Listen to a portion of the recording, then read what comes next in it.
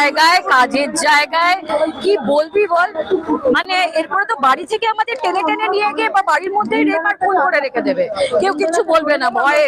বাবা আমার যদি কাজটা চলে যায়, আমার ছেলে মেয়ের যদি কিছু হয়, কারণ মানুষ এরকম ইমিউন হয়ে গেছে, মানে গায়ের ওপর না মানে গন্ডারের চামড়া হয়েছে, কিছু এফেক্ট করছে না, সবাই চুপ হয়ে রয়েছে। এই কজনকে দেখছি আর কোথায় তারা, কজন এটা প্রতিবাদ করছে এইসবের। ওই তখন একটা সবাই মিলে হয়েছিল, আমিও ভিড়ে নাম ইয়ে করি, আবার সব মিটে গেছে। এই সিস্টেমটাকে পাল্টাতে হবে, এদেরকে ওখান থেকে মানে বিদায় দিতে হবে। এত কিছু ঘটনা হচ্ছে, রিজাইন করতে পারছেন না মমতা ব্যানার্জি। আপনার যখন গভর্ন করছেন, আপনার রাজ্যে এত কিছু ঘটনা হচ্ছে, আপনাদের রিজাইন করা উচিত। আপনার পুলিশ, আপনার ব্যবস্থা, স্বাস্থ্য ব্যবস্থা কোনো কিছুই তো কাজ করছে না। আপনি কোন মুখে রাজ্য চালাচ্ছেন?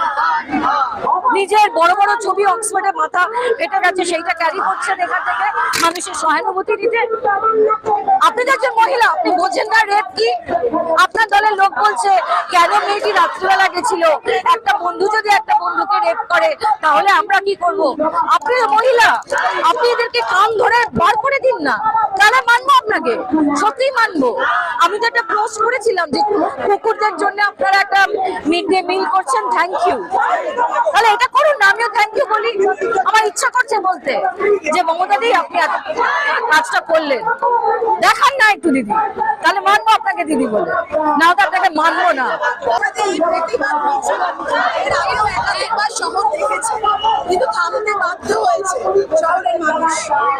শহর কি ইন্টারন্যাশনাল, পুরো পৃথিবী জুড়ে, কারণ ওটা কেন্দ্রের সাথে শর্ট ছিল না, রাজ্য আর কেন্দ্র শর্ট করে এটাকে থামিয়ে দিয়েছে।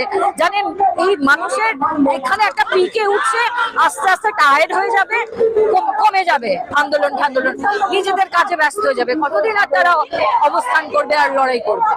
সুতরাং তারা এই টাইমটা কিনছিল। তারা পলিটিশিয়ান, তারা শুরুড, তারা পলিটিশিয়ান, আর তার মধ্যে খুব ভালো করে মানুষের নাস বোঝে। সুতরাং এদেরকে নিয়ে আমি আর কি বলবো, আমার দুর্ভাগ্য যে এই রাজ্যে এই সময় জন্মেছে।